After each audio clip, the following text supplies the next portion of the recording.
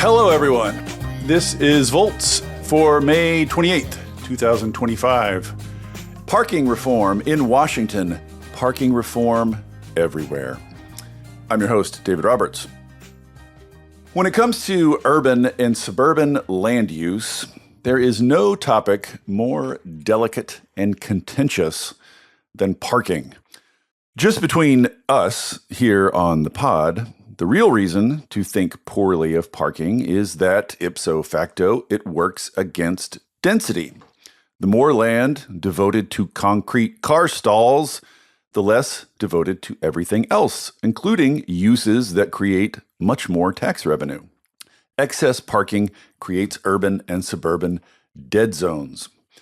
But reformers who work on the ground trying to change this stuff will beg you not to talk that way in public, because the average voter's disposition towards density ranges from uncomprehending to neutral to negative, whereas parking is something everyone knows, often needs, and is generally happy to find.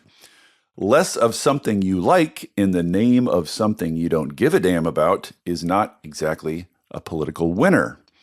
So, how can reformers work to remove some of the onerous parking regulations that make building housing more difficult and expensive than it needs to be? What kind of coalitions do they build?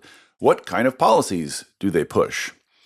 To get into all of that, today I am going to talk with some folks from my home state of Washington, where an absolutely kick-ass bit of parking reform was recently passed by the legislature and signed into law.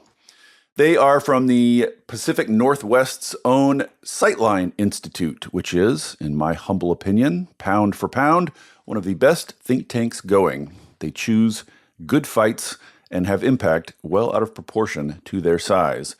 And they played a key role in this parking victory. Catie Gould is a senior transportation researcher there, and Alan Durning is the founder and executive director. They're going to fill me in on what's in the bill, how it got done, and what's next. So let's parallel park this thing.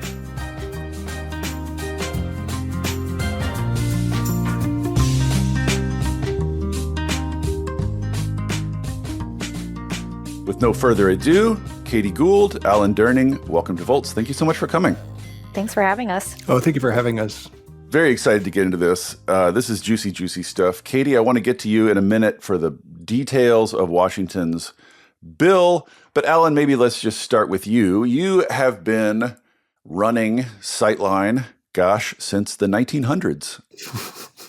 So tell me, when did urban land use come on your radar and become a priority?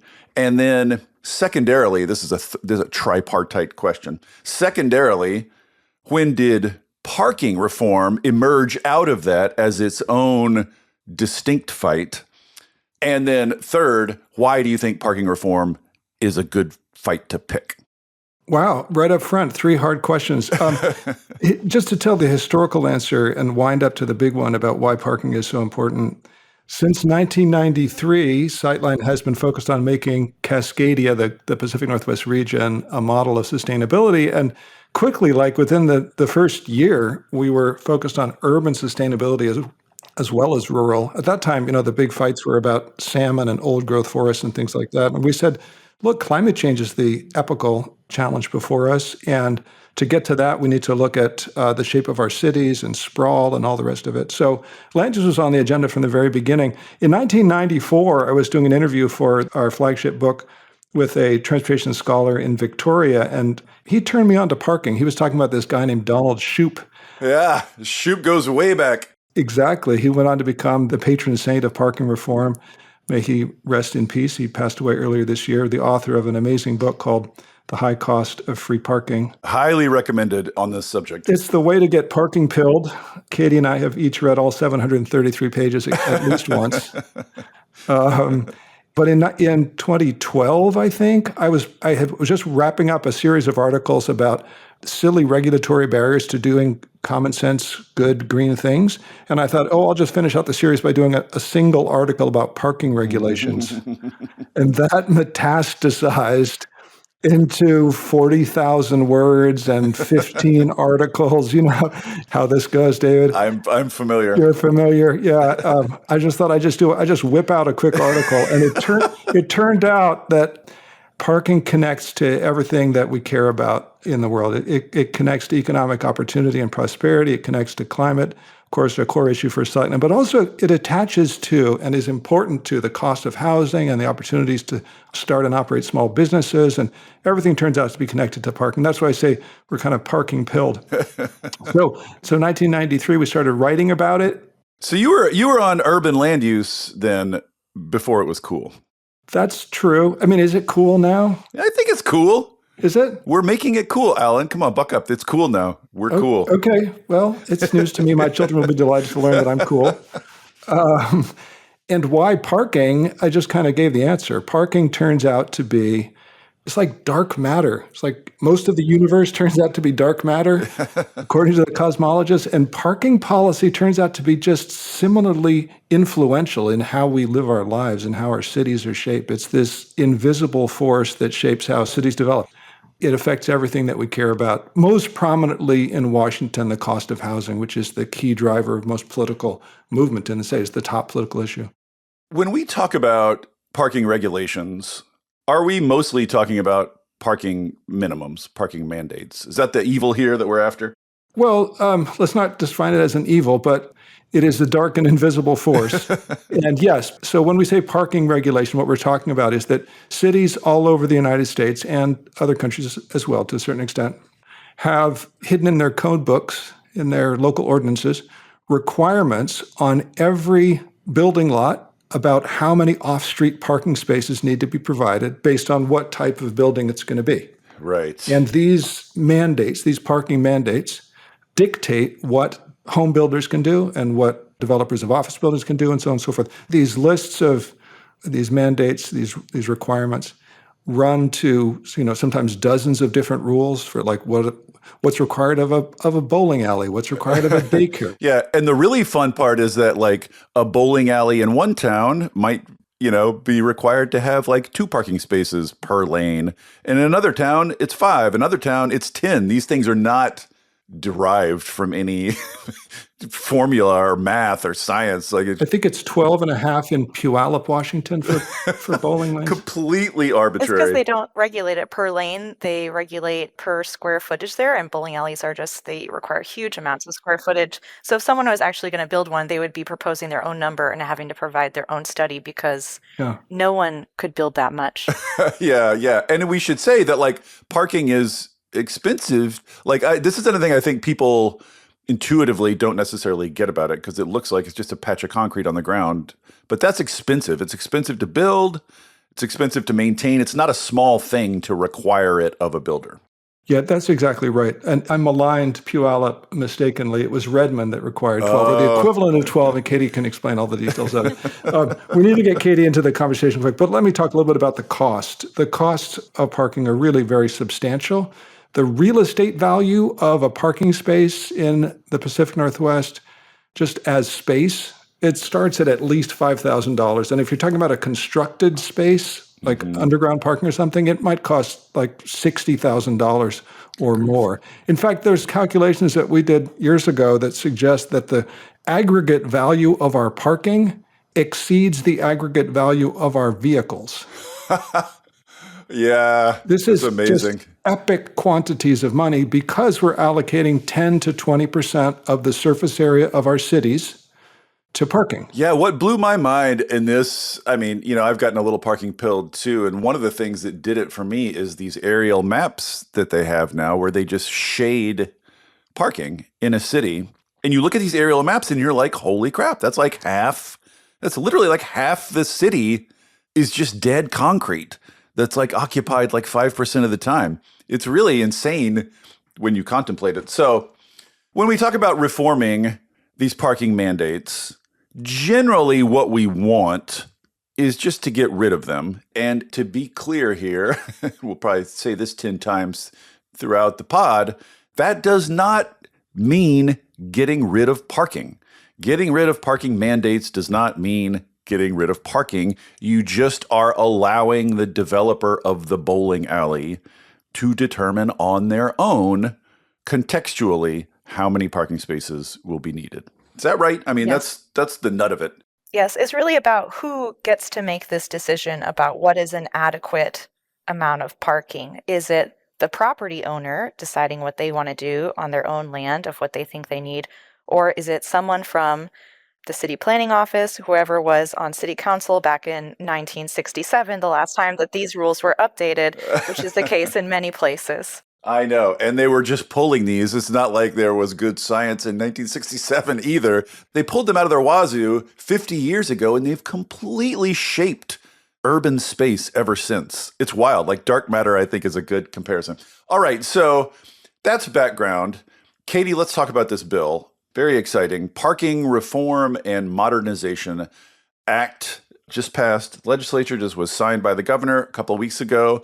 I want to talk about some of the background of the bill, but first, let's just get to the meat and potatoes of what it is and what it does. Oh, and one other note before I toss it to you. I just want to put on record here that this bill was sponsored by Senator Jessica Bateman, who may be familiar to Volt's listeners who knew her 2 years ago as Representative Jessica Bateman. I talked to her 2 years ago just after she had been instrumental in passing a bunch of incredible housing reform through the House. Now, 2 years later, she's in the Senate and she's passing kick-ass parking reform. We stan Senator Jessica Bateman here on this pod. Absolutely. All right, Catie, go for it. What does this bill do? The bill does a lot of things, but the basic summary is it removes parking minimums as a binding constraint of construction in most circumstances in Washington state. So anyways, I'm going to go through kind of a list of the specifics, but generally that's going to be the future of Washington. Right. And the core of it is certain building types are exempted whole cloth. Yes. There's like a set of those. What are those? So that includes, this is going to sound really basic, existing buildings that are changing from one use to another use. Maybe a hotel turning into apartments or an office turning into a restaurant. Whatever amount of parking you already have is fine. It's very hard for existing buildings to add more parking. This is a big barrier that keeps buildings vacant or kind of stuck in a use. Anyway, so that's the first on the list. Others are small residences, so any housing that's smaller than 1,200 square feet. This is the vast majority of apartments that are getting built today. So any apartment under 1,200 feet, there's no... Sure, or an ADU or a house, any type of residence. Right. Commercial spaces under 3,000 square feet, affordable housing, senior housing, childcare facilities, any ground floor use on a mixed-use building. So think of something where the store on bottom and apartments on top. So that bottom floor is not required to have any parking. Ooh, that's a good one. Yeah. Mixed-use buildings where there's multiple types of uses are particularly challenging for parking mandates now because additional uses, they get added up together. So if you have 3 different things going on in one building, you have apartment, a store, an office. Those peak times are going to happen during different times of the day. But city code usually assumes that nobody is sharing the parking lot, or they might give you a little 10% reduction or something. So anyways, we know this is going to be a really impactful reform. So those are the list of spaces that no longer are required to have any parking. And for situations outside of that, cities and counties are limited to requiring only a maximum of 1 parking space for like a single family detached house, a half a parking space per home for multifamily housing, and 2 parking spaces for every 1,000 square feet of commercial space. Okay, so for those of us who are not sort of like parking mandate literate, what is the significance of these caps? Are these caps low? Or these what's this going to translate to? They are low. So we did a huge survey of zoning codes in Washington. It put probably a year working on it off and on to put together. So for reference, the average in Washington state of how much parking is required for just a typical office is 3 parking spaces per 1,000 square feet. That is a general rule of thumb. 3 parking spaces per 1,000 square feet means that the parking lot is required to be equal to the size of the building, right? Because Ugh. parking takes up a lot of room. So if you're kind of doing this math, right? If you want to build an office, the city is requiring half of that property to be a parking lot. This is the low end today. It goes up for there, right? The average is for a retail store, 4 parking spaces. For restaurants, the most common requirement is 10 parking spaces per 1,000 square feet, Good which grief. means so the diner is taking up a really small percentage of the property, and most of it is required to be a parking lot. So if you wonder why you drive around the state and you see all these little like a Denny's plopped in the middle of a giant sea of concrete, that's why they have to. Yes, there are many factors that go into anyone deciding how much parking they want to build, including what the banks and the lenders are expecting, what comparable buildings, like how are they doing.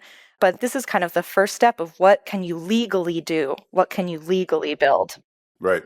Okay, so you got a set of building types that are exempt completely, and then you got these caps. For everything else, you got no more, not allowed to require more than 1 space detached house, 2 spaces per 1,000 square feet of commercial, and half a space per home for multifamily. Correct. And this is a good moment to interject, which does not limit any property owner in the state of Washington to install exactly as much or as little parking as they would like. It Right. just says what can cities require of them. Can't repeat that enough. None of this Exactly. specifies what developers have to do. It just says the city cannot require them to do more than this. That's right. So this bill just gives builders more flexibility, more choices, more options. Right, right. So the bill excludes cities with populations under 30,000. That just looks to me like a classic bit of like horse trading there. There's no substantive. I mean, all the reasons parking regulations are bad still apply when it's a small town. What is the sort of politics of that? How did that come about? Like, and is 30,000 just like, did someone just make up that number? Well, it's a great story, actually. So just in the policy perspective, there is no justification for parking mandates anywhere, right? I would like to be absolutely clear. They do not make sense in rural places. They do not make sense far away from transit. These numbers are made up everywhere. They cause problems everywhere, right? One of the little stories that I found over the last year was this mini mart in Mattawa, right, which is way out in eastern Washington, very small little town. Someone wanted to build a mini mart, and they just wanted to build 33 parking spaces, but the zoning code required 10 parking spaces per 1,000 square feet, so they would have to build 100, right? And they applied for a variance and got denied, and now, right, the Port of Mattawa is, sending a letter to the mayor of like, this number's too high. We would love to have this business in our community. And who wants a mini mart if it's surrounded by 100 parking spots? Like in a small town, that's not a small amount of Yes. the total land. You know what I mean? Like, and we've all been to these small towns in Washington and elsewhere where there's just like 12 people here. Why is there so much parking? I always think that when I go to those places. Anyway, go on. Yeah, nobody loves a huge empty parking lot either, Yes. right? They're kind of universally hated. But this is like one of the ways that they come into being.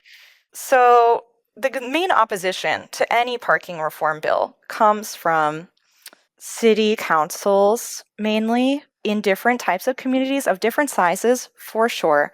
But many people say, and this is true, people in my community drive. They're dependent on our cars. Our built environment, you have to drive to get around, right? This is kind of the argument against parking reform. And there's a fear, right? What if there's not enough people drive, therefore they need parking. Yes. This is a true statement, right? Cars have to be stored somewhere. And if you're just a normal everyday driver, like that's your experience of things. Like you don't experience excess parking, on a sort of macro level. Yeah. From your little micro level driving around, parking is almost always like something you want. Yeah. So the bill started out when it was introduced, it applied to every community in Washington. That was the correct place to start. It got narrowed down to just cities over 20,000 people in the Senate, and then in the House to 30,000. And that amendment specifically came from Representative Stevie. He's the mayor of Washougal. Which, let me guess, has between 20 and 30,000 people. It has 17,000, but What? they're Come on, also dude. one of the few cities that have recently increased their parking minimums. A couple years ago, they increased their parking minimums downtown. I hate to say, but this is what happened in response to a presentation about an affordable housing project that was Perfect. coming in. Of course. Beautiful. Let's get parking in to keep the affordable housing away. Love it. I'm guessing the rhetoric around that was like, out here in, the sticks, we don't want you city folks telling us what to do with our land. This type of, was that the shtick? Yeah, that people here drive. We don't have good transit. People are going to keep driving. Yeah, so that's all true. This is the kind of the biggest narrative fight that we're constantly arguing is that, actually nobody has to stop driving for this reform to make sense. What we're talking about most often is situations where, there's room for a 19-car parking lot, but 24 are required by code. That's the problem that is most common. We're not talking about a ton of new buildings having no parking at all, and that all of a sudden Washougal is going to become this like car-free community. I know. You have to imagine, to be scared of this, you have to imagine a developer coming in, building a big new building, purposefully not building enough parking, and then several more developers doing that too over the course of years, such that like in 10, 20 years, it's hard to find a parking space? Like literally, what is the fear? Like I can't even like sort of construct a worst case scenario that they're imagining here. Like developers don't want to put in too little parking. Like, you know what I mean? Like it's weird to imagine that they would do that systematically. There's a good faith argument for off-street parking requirements, which we think is mistaken, but at least it's somewhat rational. And then there's the bad faith arguments. And the Washougal example is a bad faith argument where an off-street parking requirement is being used to exclude certain types of land use. And it's a pretext. It's not the actual reason. The actual reason is that Washougal doesn't want affordable housing. And it is entirely within the state's purview to intervene and say, no, every community needs to take affordable housing, which is why affordable housing is now exempted from off-street parking requirements statewide in Washington. Yeah. But the rationale that's often given and that most cities gave in their testimony on this, or the cities that opposed, we had the support of a number of cities, but is the idea that developers will shirk on their responsibility and that there'll be visitors to their buildings who will end up parking on the street in the neighborhood, and that the people who already live there will dislike that. Those people may put pressure on their local elected officials. Nobody gets elected to a city council or mayor because they want to work on neighborhood parking conflicts. Even the phrase itself sends a shiver down the spine, doesn't it? You do not want to get yelled at by neighbors. And so off-street parking requirements evolved, we think, as best we can tell. This has not actually been carefully studied by historians, but we think that they developed as a defense against neighbors getting mad about what's called spillover parking. Yeah. This is something you hear on Nextdoor a lot. Exactly. It's just like, if this happens, these people are going to come park where I'm accustomed to parking in front of my house. So if the council says to the planners, bring me a policy that will prevent me ever getting yelled at by neighbors about some stranger parking in front of their house. Yeah. And the planners also don't study parking policy in school. They're not trained in parking policy. They're like, trained in like how to design nice things and where to put the streets and where to put the parks and so on. And so they look around for some solution. And in one study, it showed that 45% of them were just copying and pasting the regulations from some other nearby community. We're continuing to see that happen. So His Highness Donald Shoup, the great theorist of parking policy, described this process as nonsense on stilts. It's pseudoscience. If you study policy long enough, you find lots of things like this. Like, why do we do things this way? And it really turns out to be there's no reason other than like the last person did it that way and the person before that did it that way. And you can trace that line back for decades sometimes. That's decades since anyone sat down and said, but why? and it's completely true in this circumstance. It solves a political problem for local elected officials that they don't have to hear anymore, but it imposes enormous costs because it ends up with putting.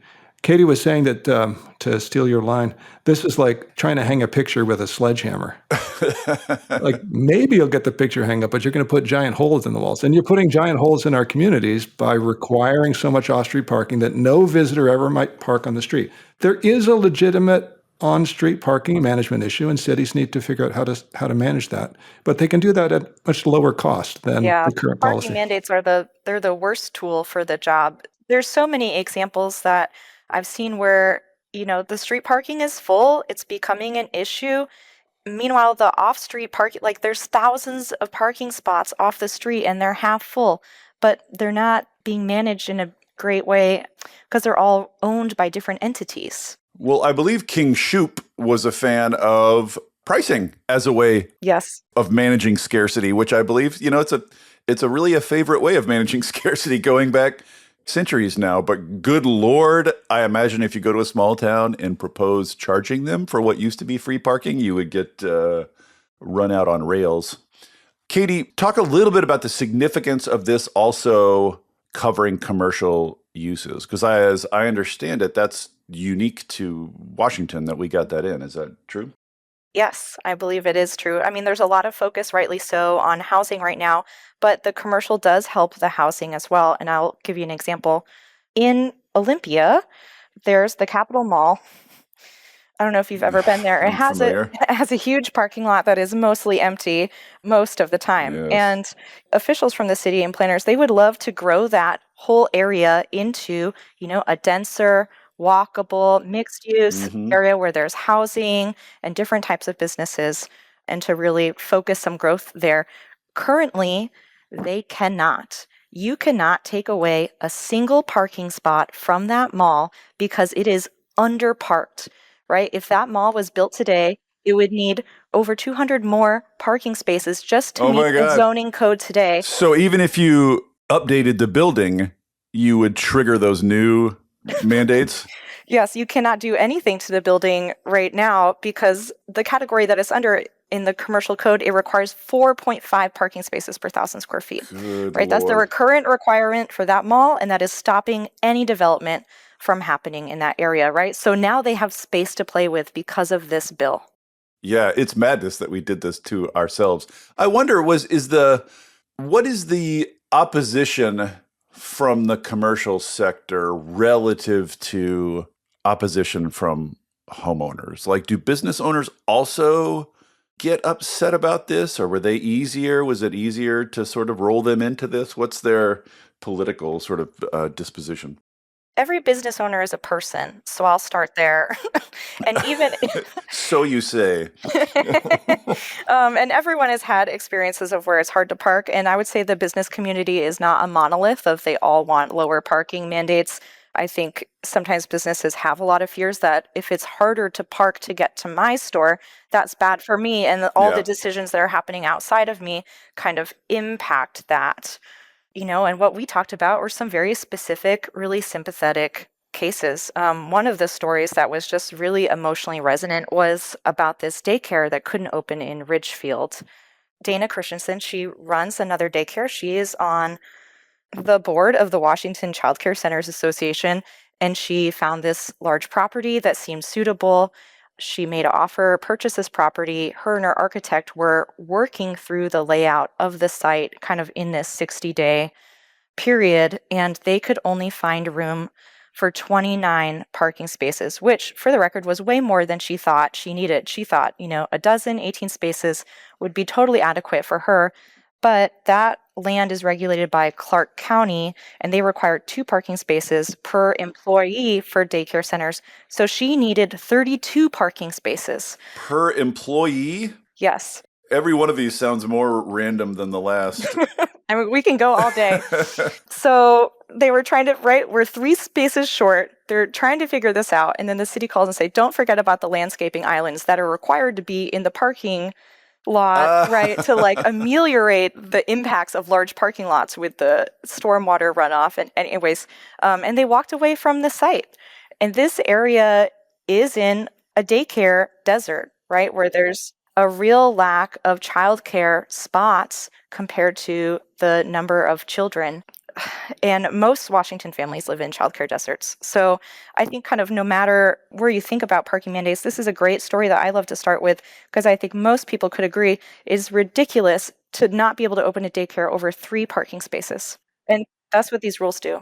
I know people love stories, the public loves stories, but I'm a nerd and I love studies. So talk about that study that the Colorado government did, because I thought that was very striking. Like, I think people can sort of accept on an intellectual level, yeah, if you need more parking, you're going to get less other stuff, but it's not a small effect. Hey there, everybody. Don't worry, I'm not going to tell you about a new mattress or push a credit card on you. This isn't an ad. There are no ads on Volts. It is supported entirely by listeners like you. If you'll indulge me for a second, I'd like to ask for your support.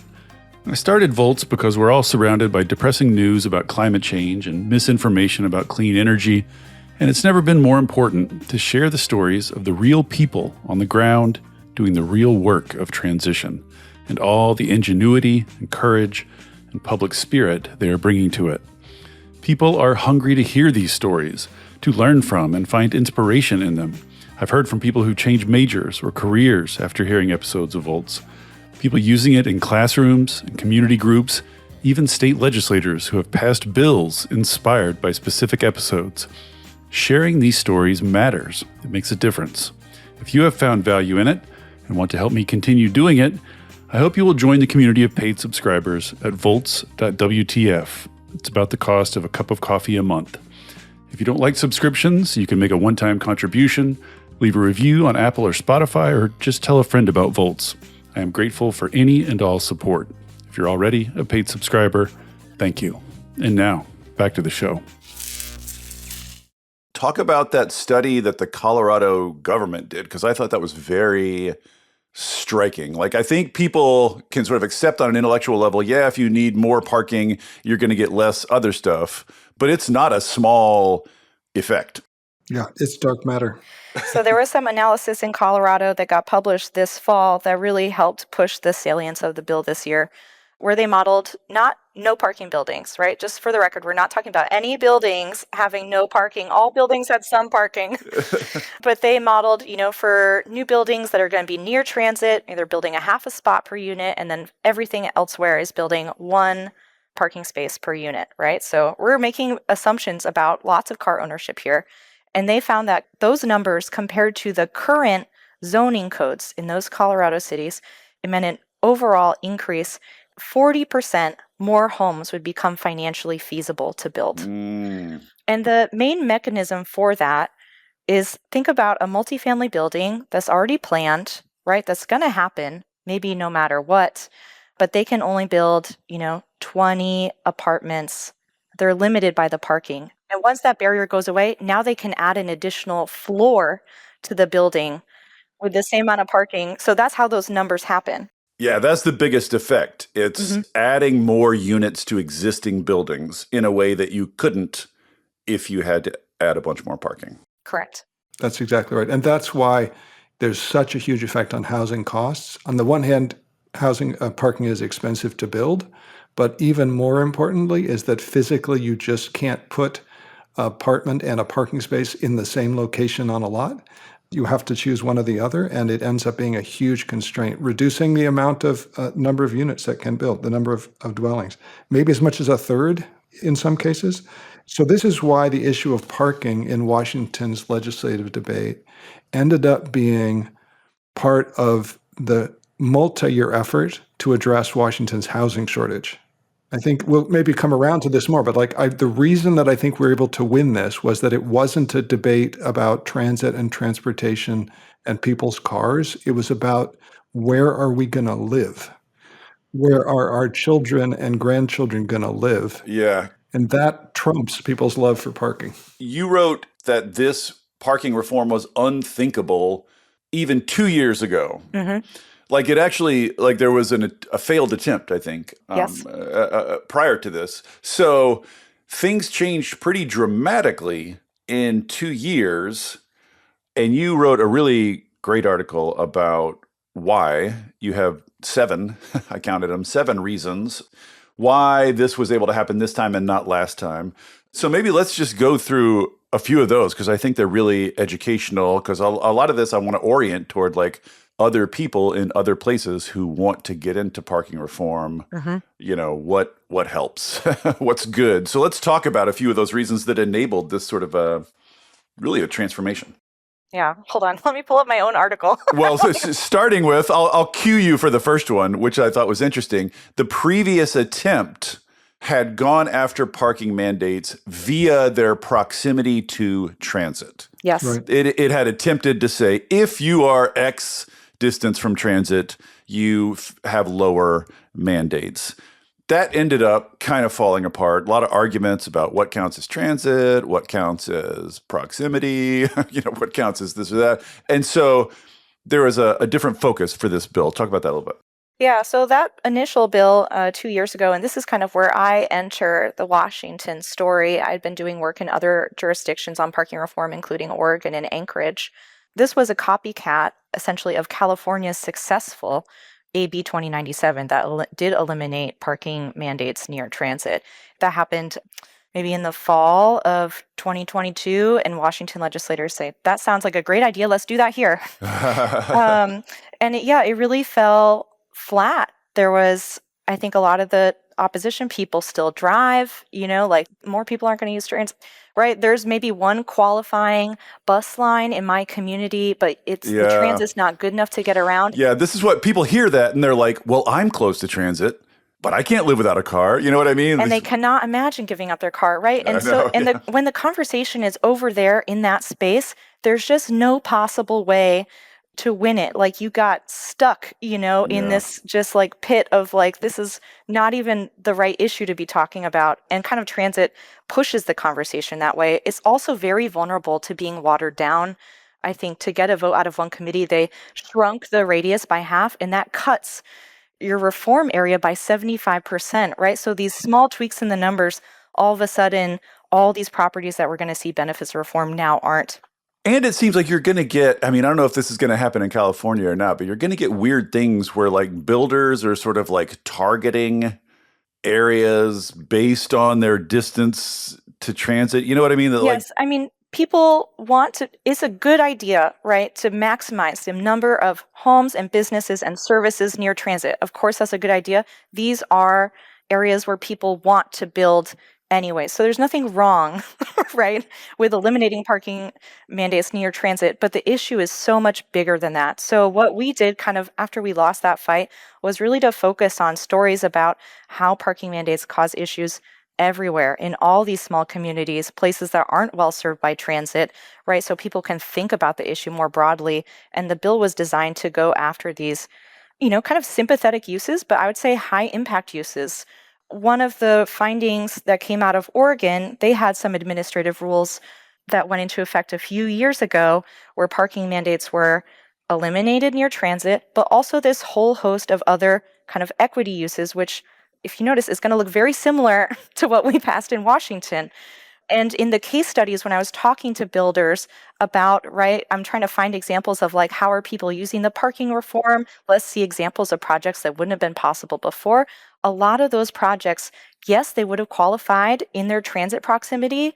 Oregon also had a very generous transit proximity, but they also would have qualified for being a small residence, for affordable housing, right, for some of these other uses as well. So you want to get the public thinking like, should we really require X amount of spots for a daycare, right? It's just like a better context to be contemplating these things than this transit distance. It is. And so that won a lot of people over because, it's a lot harder to argue, like this small town is better off without this daycare because God forbid they had, they don't have enough bus service for a daycare. Some backup in the morning pickup line. We don't want that. So, all right, it's focusing on building types and sort of specific situations, contexts, rather than transit distance was a real key. You also mentioned pulling together real stories. You mentioned this woman with the daycare, like that's gold. People whose lives are concretely affected by these things. By the way, like, how do you find those people? Do you just like put out a put out a bat signal? Like people who I know someone who knows someone. Like, how do you come up with those? I think I found her specifically. I was going through a different bill in the legislature a few years ago that was about daycare related zoning, and she kind of told this story in her testimony. So then I reached out to her. But sometimes people come to me to Yeah. say, "Oh, this thing happened to me. Can you help? Do you know how to help me with this Yeah. situation?" That happens sometimes. People give me tips for stories all the time. But also, and I'll just say this to like any regular listener, if you just look into the notes of like what's happening at the Planning Commission, like these cases happen all the time. And I love working with city planning staff because they know all the projects that are not getting built in Yeah. their community. This is universal. That's right. The third thing, which I'm also really interested in, is you come at this with a broad coalition, which, on one level, like, no duh, obviously a broad coalition is better than a narrow one. But on the other hand, it's a little mystifying because, as I said up top, like, this is not something that spontaneously moves. Most voters don't think about it at all. And if they think about it at all, they like parking. So who's in this coalition and how are you pulling them together? Maybe I could jump in and help with this one. John F. Kennedy said, "Success has many fathers, but failure is an orphan." And we've been an orphan on this issue for a lot of years. We've been, howling in the wilderness about parking reforms. 3 years ago, we couldn't find anyone to sponsor a bill. And this year we had Jessica Bateman, who is the ace of the legislature, and her leadership was incredibly important. But Catie and the rest of Sightline's team were able to assemble an amazing coalition in support of this reform. And it's partly, you have to understand this in the context of 7 years of Sightline working on abundant housing legislation in the Washington legislature and in neighboring jurisdictions as well, where we've been having one conversation after another with legislators and with other interest groups, with the AARP and the Habitat for Humanity and the realtors and the builders and the trade unions and everyone else, gradually building up understanding of the importance of zoning regulations and of parking regulations as well. Catie was able to pass last year a bill that was kind of a starter bill. It was rather modest in scope, but it for the first time got the legislature to begin intervening in parking regulations statewide.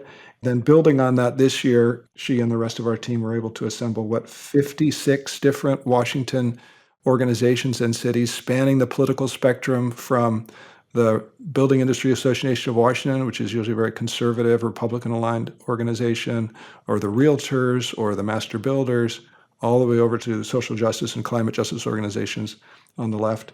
Everyone in lockstep on this, along with lots and lots of individual elected officials from localities, all lined up against basically just the Association of Washington Cities, whose job it is to defend the prerogatives of cities. It's their job to protect local control. So it's no surprise that they would be standing up. But we did not find huge opposition from other organizations. The homeowners did not mobilize against us. Interesting. AAA didn't mobilize against us. This was largely a process of building enough comfort among the legislators by surrounding them with supportive messages. Catie and her team put together a huge parade, and then we invited Jessica Bateman and other legislators to walk in front of it. And we ended up winning, with bipartisan support, a majority of Republicans and a majority of Democrats in the state Senate. Wild. And I'm going to fact check you on that, Alan. I don't know. I don't think it was a majority of Republicans. in the state Senate, it was, Catie. I looked it up on your fact sheets. I looked it up.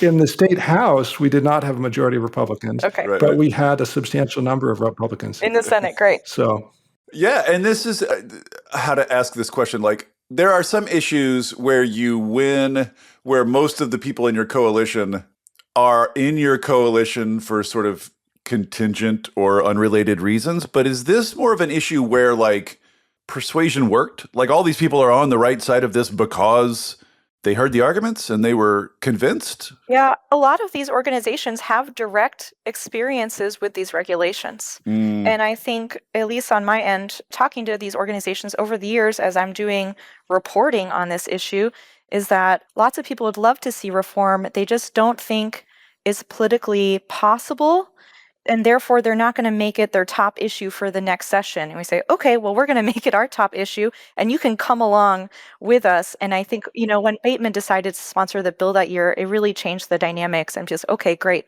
All these organizations are going to invest more of their time into making this pass. Well, this is a classic case of pluralistic ignorance, which I'm sure you guys are familiar with, which is like everybody's sort of on the right page on this, but they don't know that other people are, right? So That's right. In those situations, like an organization like yours coming in and saying, hey, look, you all already agree. That's right.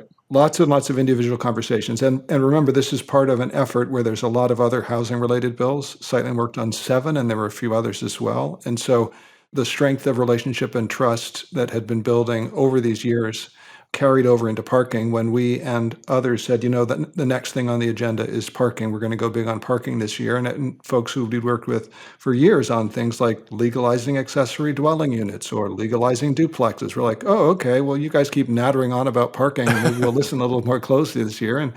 And this year, everyone was ready to go.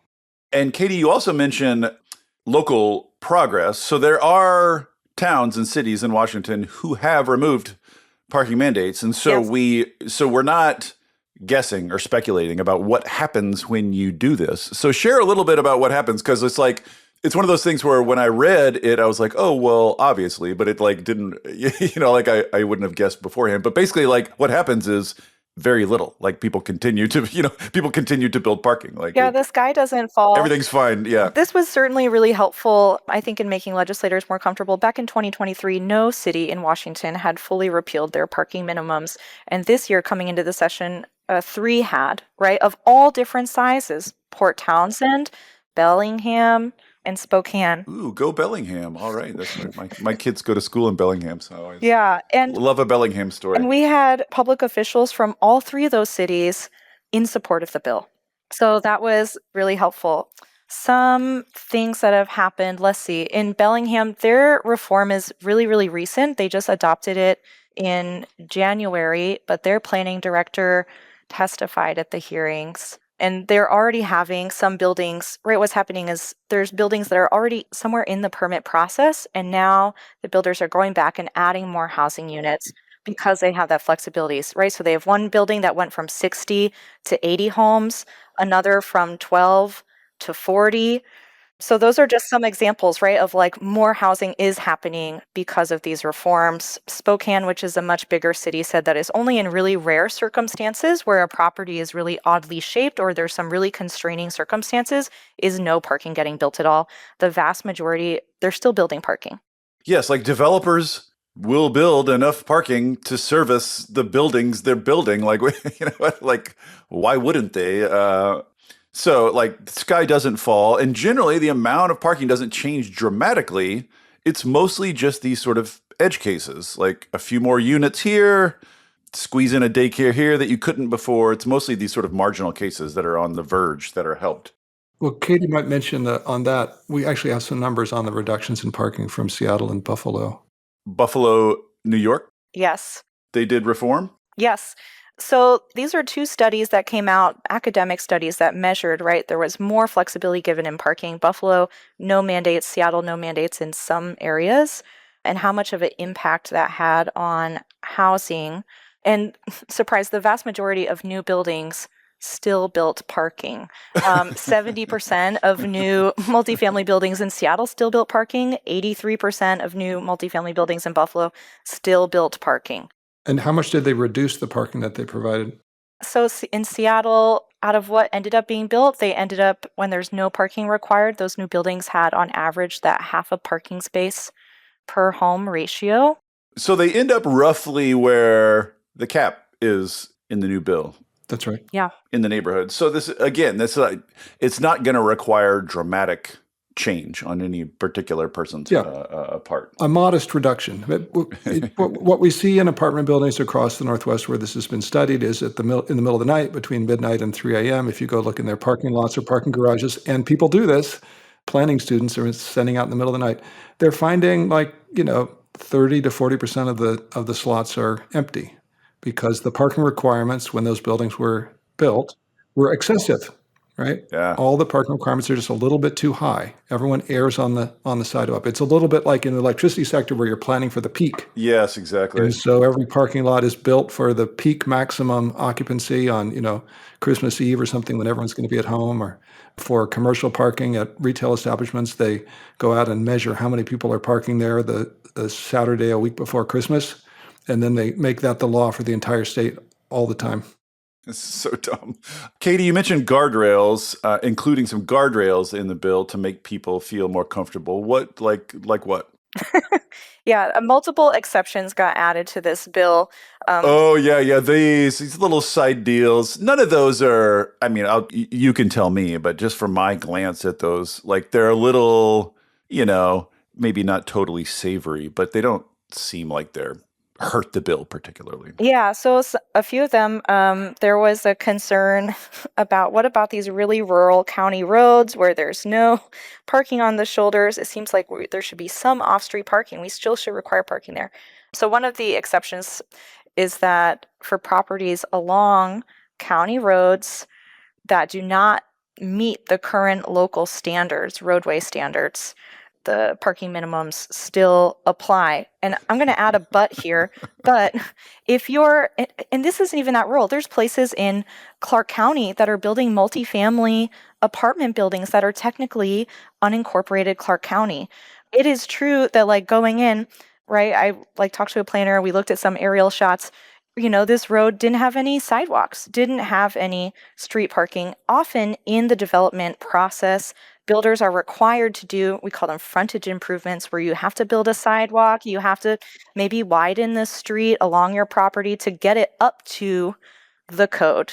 And in that case, it seems like they would get the benefits from this parking reform. So it's hard to say like how often this kind of scenario is going to play out in real life. Yeah.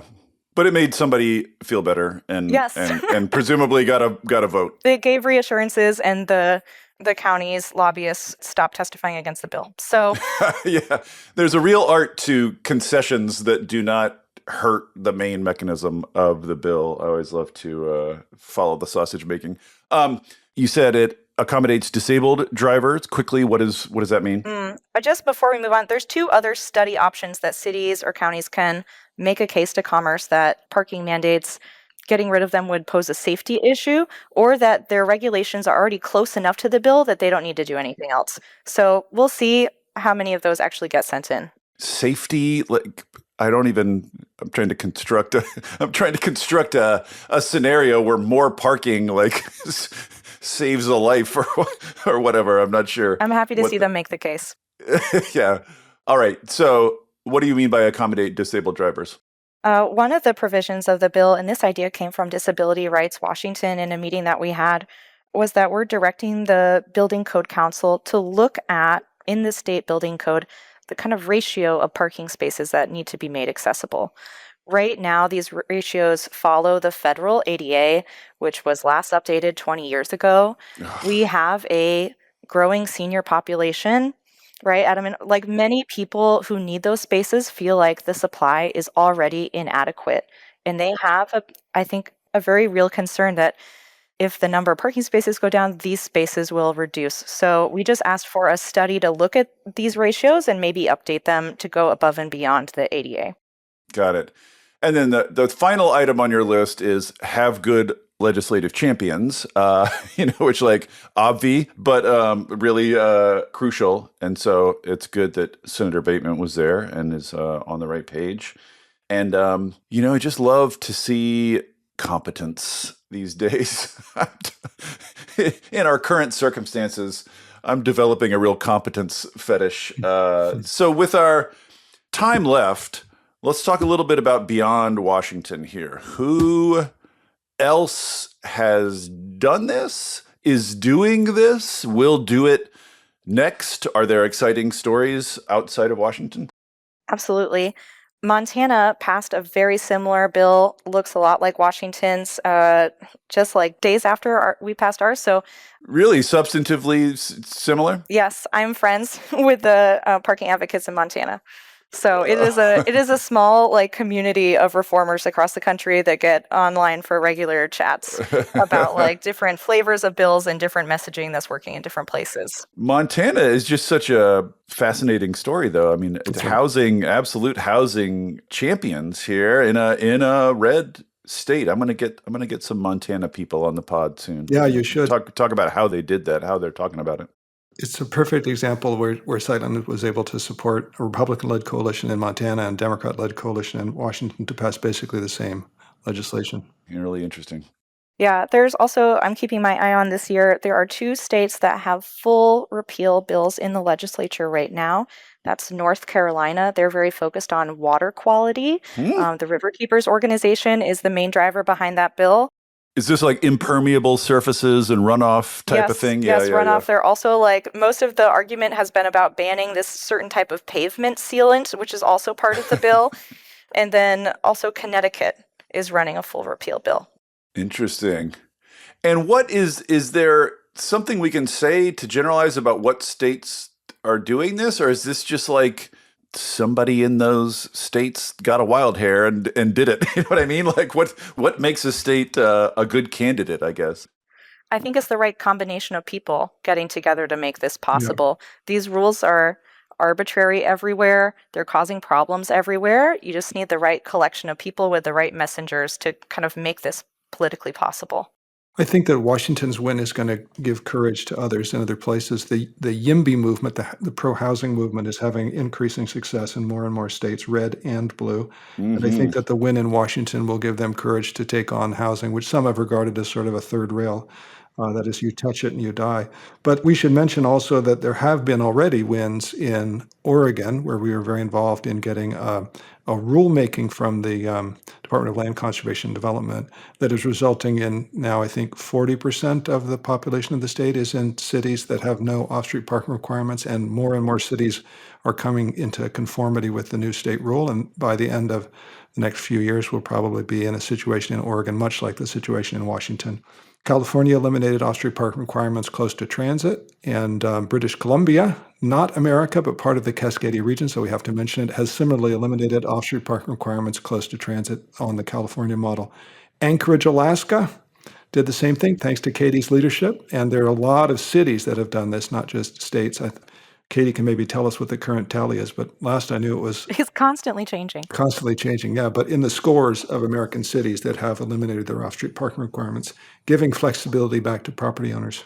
And not a single traffic apocalypse to point to out of all those examples. Absolutely not. I mean, the average person will have no idea that this reform passed at all. I know. It's one of those reforms that's a little frustrating in the sense that, like, once you've succeeded, no one will remember these things, and they will not even believe that they existed. In like 10 years, you try to convince someone that this used to be the case. They'll be like, what? No. But hopefully the result is more abundant and therefore affordable housing, nicer neighborhoods, main streets, old-fashioned Main Street neighborhoods redeveloping where you can go for a nice walk. And let's pause there because, you know, as I mentioned in the intro, nobody wants to hear about density. Yeah, I'm constantly getting people yelling at me for using the term density. Like, average people do not care about density. If they care about it at all, they sort of don't want it. So, like, how do you talk about the pleasant experience of density that is enabled by these reforms without saying the word density? You invoke old-fashioned main streets. I think that's quite clever, because that really is, for most people, for most Americans especially, that really is their only personal experience of walkable density, is that one block in the center of their town that hasn't been ruined yet because it came in before the parking rules. Yeah, mostly the pre-war parts of our cities. And you couldn't make that street. That's right. In most places today because of parking mandates. So I think that's exactly right. Personally, I think that's a very clever rhetorical bit. Sightline, as you mentioned, we published a lessons of this parking win for advocates elsewhere in the country who want to learn about them. And we will soon be publishing an article about the messaging lessons that we've learned from this fight and from some opinion research we've done as well. Could you give us like just a couple top lines preview? Like, are there big obvious lessons? Don't say density, I'm guessing, is one of them. The ways that Catie and I have been talking during this podcast, I hope, embody, or else we're going to get a tongue lashing from our communications boss after it airs. But generally, we anchor in housing costs. That's when we're talking about homes and small businesses, we're winning. When we're talking about cars, we're losing. Yeah, like more of what you want, Yeah. right? Yeah. Right. You're right. When people are in a car, they're worried about parking, but people are complicated beings and they can want multiple things. They know there are trade-offs in life. They know they would like more ice cream, but they may not want the consequences. And the same thing, they like to be in. As you said, you latched onto the idea of talking about main streets, walkable neighborhoods where you can wander down the street and window shop and walk your dog and not be worried about cars coming in and out of parking lots. Focus on the wastefulness of these expanses of asphalt is a good place to go in conversations. Yeah. So those are some of the things. And my number one tip is just to focus on the real life stories of these regulations, right? I'd like to tell just one more kind of non-scary one. This will be our finale here. So All right. take us out with an anecdote. In the city of Mount Vernon, there is this woman, Mary Jean Rack. She moved there to take care of her mother, who is aging, and she is a school teacher. And she purchased a property with the intention of building a home. She wants just a small 1,000-square-foot, single level, no stairs, a place where she can also age in place. The city of Mount Vernon requires 4 parking spaces. For 1,000-square-foot, It doesn't matter the size, home? just for any detached home. The most common requirement is 2 parking spaces for a single family home, but there it is 4. 4? So every home in that town has 4 parking spaces? No, that is not correct, because most homes are built before these rules went into place, right? So she did a little survey, in the 2 blocks around her property about how many parking spaces houses actually have, right? And at the time, because this was a couple years ago, 2 of those spaces are required to be in a garage and 2 in a driveway. And she said only 1% of the houses in her little neighborhood had a 2-car garage, right? So that's how many houses would have actually complied with this code. Most of them just have a 1-car garage, but over a third of the houses in her neighborhood had no off-street parking at all. I mean, that's just a very stark don't build new housing rule. You know what I mean? Like, it could not be more, I don't know if that was the intent when they passed it, but it could not be more clear. I mean, it's just, I think, right, we're trying to constantly say these rules are above and beyond what is common in our existing neighborhoods. And we just want to lower the bar so that she can build a house, right? That we're just really lowering the barriers to make buildings possible to build. And I think everyone can kind of relate to stories like that. Don't you know how much parking you need for your own home better than the government? Yes, I think most people would agree with that statement. And the same thing for building, a little backyard cottage. Like, it should be really your choice. And now it is your choice about if you want to build additional parking or not.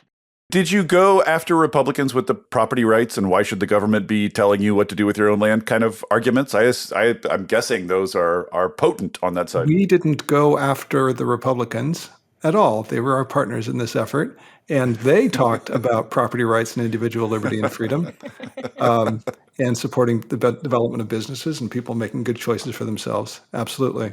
The last lesson for our parking allies elsewhere is exactly what Catie just demonstrated. Just tell stories. Once we started doing it and inviting these people to testify, legislators themselves started telling stories from their own communities about properties that they knew about that couldn't be converted from a furniture store to a cafe because of the rules or what have you. Everybody knew a story about these regulations, and that was uniting and ultimately helped us win. Yeah, and it's helpful because there's all these future fears about what might happen, and I can have all the data in the world and none of it is going to be really reassuring. So we're just constantly going back to like what's happening today because of these regulations.